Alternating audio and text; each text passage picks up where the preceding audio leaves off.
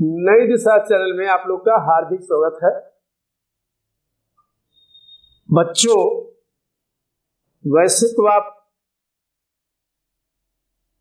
किताबें पढ़ते रहते हो, लेकिन आपको याद नहीं होता कुछ। लेकिन कुछ तरीके अपनाए जाएं, कुछ नए सिस्टम अपनाए जाएं, तो चीजों का तैयार करना आसान हो जाता है।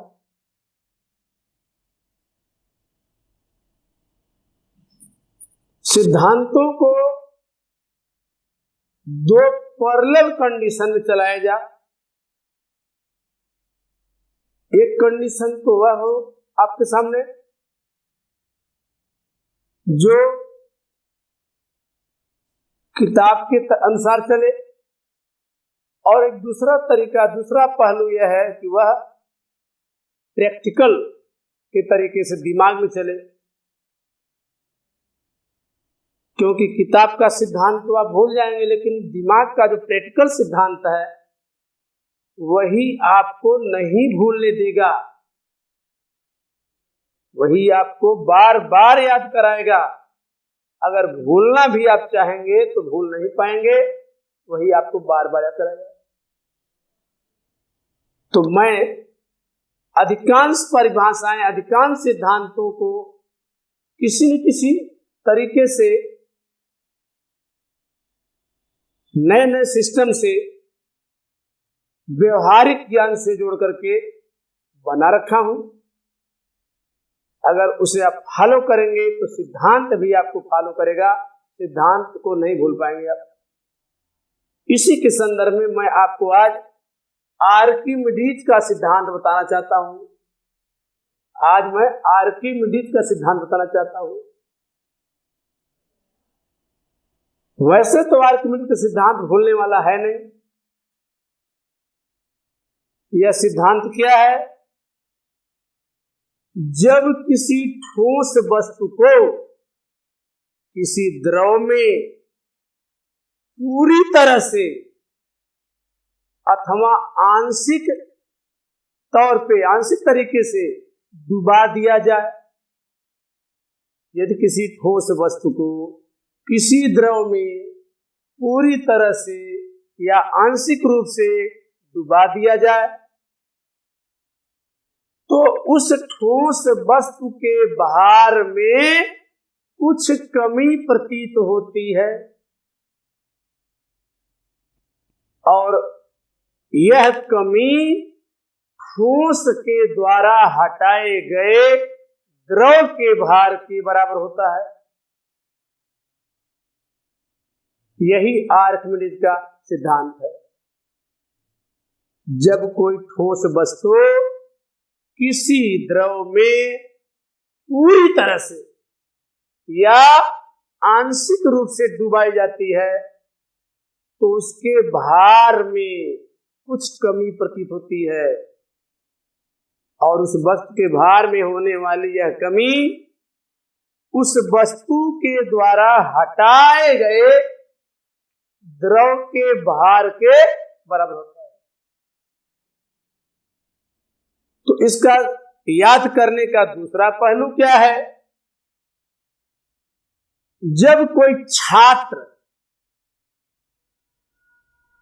लेकिन यह छात्र, मैं इंटर से ऊपर के बच्चों की बात में कर रहा हूं, बीए का हो, बीएससी का हो, एमए का हो, एमएससी का हो, उसके नीचे नहीं, उसके नीचे कदापि नहीं।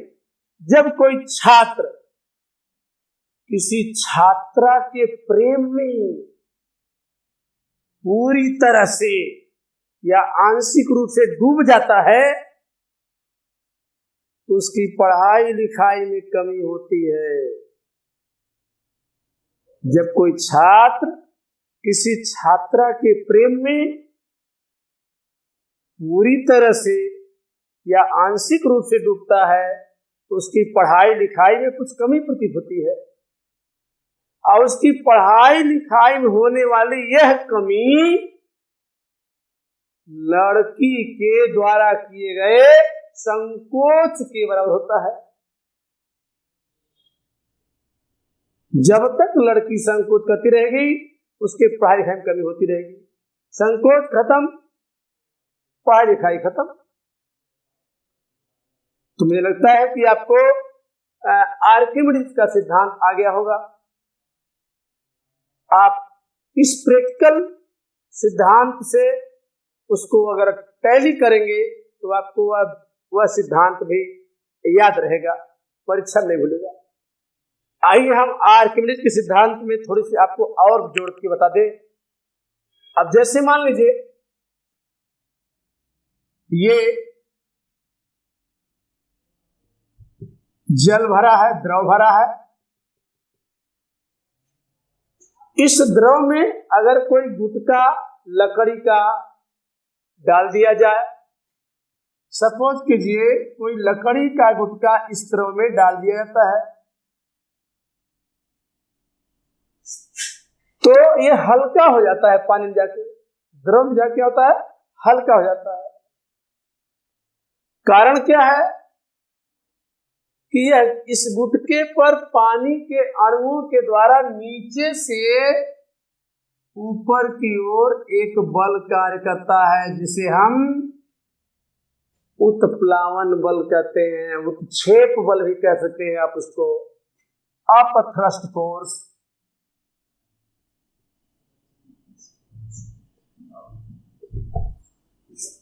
अपथ्रस्ट फोर्स का काम क्या है? नीचे से ऊपर उठाना। तो इसी अपथ्रस्ट फोर्स के चलते इसका भार हल्का हो जाता है। इसका भार हल्का हो जाता है। इसका और प्रैक्टिकल कैसे करते हैं आप है, और कैसे प्रैक्टिकल नॉलेज दे सकते हैं आप? जैसे लकड़ी का बहुत बड़ा ब्लॉक हो, सिल्ली जिसे कहते हैं, लकड़ी का बहुत बड़ा सिल्ली हो, एक आदमी दो आदमी जमीन पे हिला नहीं पाते हैं। अगर उस लकड़ी के सिल्ली को तालाब में फेंक दिया जाए किसी तरीके से, तो एक मामूली बच्चा भी उस लकड़ी के ब्लॉक को जहां चाहे तहां ढकेल के पहुंचा देगा। इतना हल्का हो जाता है वो लकड़ी का बोटा पानी में जाकर के। तो कितना हल्का हो जाता है? बोटा जितना पानी हटाता है, लकड़ी का बोटा या ब्लॉक जितना पानी हटाता है, उस पानी के वजन के बराबर भार कम होता है। कितना पानी हटा रहा है उस पानी को तौलिए, उतना वजन बोटे में हो जाता है कम। जो है कहने का अर्थ हमारा यह है कि जितना पानी हटाएगा कोई वस्तु, डूबने वाला वस्तु, जितने आयतन का पानी हटाएगा उतने आयतन के पानी के या जो भी द्रव हो, उस द्रव के भार के बराबर उसके भार में कमी हो जाएगी। इसके लिए आप प्रैक्टिकल इस तरह कर सकते हैं। एक गिलास में पूरी तरह से पानी भर दीजिए, गिलास को थाली में रख दीजिए और गिलास में कोई वस्तु डाल दीजिए, तो कुछ पानी तो बाहर जाएगा ही जाएगा। अब जो पानी बाहर जा रहा है उसको तौल लीजिए, तो यूं समझिए कि तौलने जितना आएगा भार, उतना भार उस डूबने वाली वस्तु में कम हो जाएगा तैरते समय। अगर पूरी तरह से डूब के तैर रहा है तो उतना भार कम हो जाएगा। तो इस तरह से आर्किमिडीज का सिद्धांत होता है। आर्किमिडीज का सिद्धांत में कुछ लोग भ्रांति पैदा करते हैं कि सही नहीं है, कहीं कहीं लागू नहीं होता है, तो ऐसा नहीं है। आर्किमिडीज का सिद्धांत 100% सही है। कुछ लोग ऐसे एग्जाम्पल देते हैं, जैसे गिलास में चीनी भर लीजिए, पानी भर लीजिए और उसमें चीनी गिराते जाते हैं, पिसा हुआ चीनी गिराते जाते हैं, तो 1-2 चम्मच चीनी उसमें और रमा जाता है, लेकिन पानी बाहर नहीं गिरता है। ऐसे नमक का घोल, नमक पिसा हुआ अगर एक गिलास भरे पानी में, एक गिलास भरे हुए पानी में गिराते हैं ना पिसा हुआ नमक, तो धीरे धीरे एक आध चम्मच नमक घुल जाता है, लेकिन पानी बाहर नहीं गिरता। तो यहाँ आर्किमिडीज का सिद्धांत कहाँ सही हुआ? लोग कहते हैं कि यहाँ सिद्धांत तो फेल हो गया। तो मैं कहता हूं सिद्धांत फेल नहीं हुआ है, क्योंकि जो ठोस गिराया जाता है पिसा हुआ पानी में, वह पानी के अणुओं के बीच जो जगह होता है उसमें जाकर के एडजस्ट हो जाता है। तो फिर पानी के बाहर गिरने का सवाल नहीं पैदा होता। हाँ, जब ये चीनी घुलना बंद कर देगा या नमक घुलना बंद कर देगा, तो फिर आप दिखाइए जरा हमको और मात्रा बढ़ा के। जब घुलना बंद कर देगा तो और मात्रा डालेंगे तो ऑटोमेटिक पानी बाहर जाएगा। जैसे किसी कमरे में अगर बच्चे दूर दूर बैठे हैं, तो जो सीटें खाली हैं वहां तो बच्चे भरे जा सकते हैं, नहीं वहां बच्चे भरे जा सकते हैं, लेकिन जब बच्चे भर जाएंगे तो ऑटोमेटिक आपको जो है रखने के लिए व्यवस्था और करनी पड़ेगी कहीं।